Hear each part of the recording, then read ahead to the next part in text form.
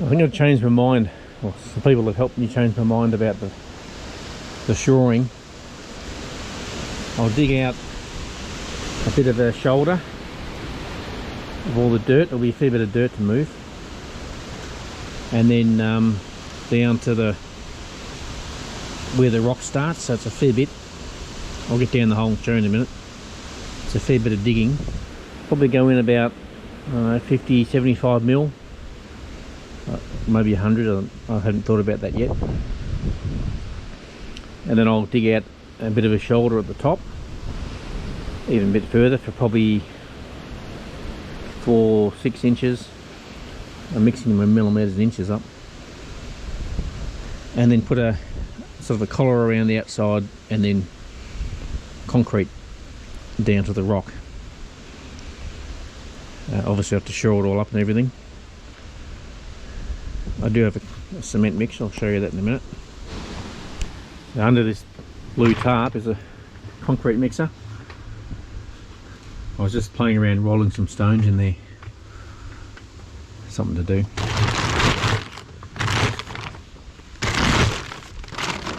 It's a electric one. Not a nice little diesel engine like some people have. It'll do the job. Okay, so down in the hole again. So this is the, I suppose, the high side of the hill, high side of the hole. Now what I'll do is I'll dig from the top down to probably be about here, which is where the rock, the more solid rock starts. It looks, the trouble is, it sort of goes, dips down there. There's some clay, there's a quartz reef there. I've still got to dig that out. Again, it gets quite low. There's still some gravelly stuff here. It doesn't get really solid till right down here, which is one reason I was sort of erring for the wooden shoring, because I could put a set down. Probably the first one would come down to about here, and then put another one down below here if I needed to, and then same here. So that's the solid rock here. So from there up to there, that's my pump. I siphoned out the water. It'll shut up in a minute. A little frog down there, look at that. So that's quiet now. Yeah, so here is the side of the rock, the solid rock, and then up to here is not solid rock. So some of it's not bad, like this is rocky, so I could maybe have the concrete sort of go to here and then dip down there a bit. This is quite soft though, so it's a bit, I'm not sure,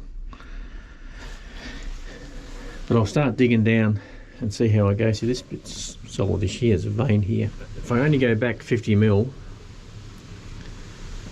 then I can shutter it up and make it come out a bit. I can make it 50 millimeters in and then 50 millimeters out to get my 100 millimeter, my 4-inch thick bit of concrete with a Rio in there. I think 4 inches is probably enough. I should do some research. And that way I won't have to dig out as much of this stuff, because it'll be a fair bit of digging. So that's it. I'll probably start working on that and start collecting. I've got lots of this sort of 100 by 100, so I can use some of that to make the shuttering, but also the strength bits.